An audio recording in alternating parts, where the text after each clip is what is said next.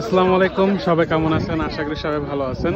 আমাদের চীনে চীনে মসজিদের সামনে জুম্মার দিনে ইন্দোনেশিয়ানে যে আপুরা খাবার দেয়, তবে আজকে খাবারটা ফ্রি না, অন্যদিন যেমন ফ্রি দিত।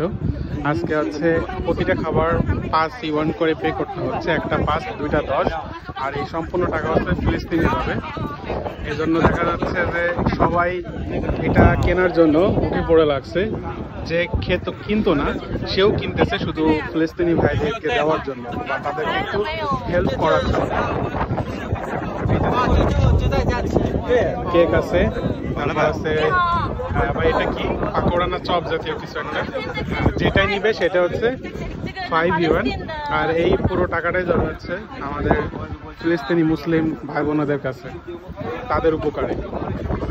অন্যদিন ফ্রি দেয়, তবে আজকে আর কি পে করতে হচ্ছে শুধু আমাদের মুসলিম ভাইদেরকে হেল্প করার জন্য। এই যে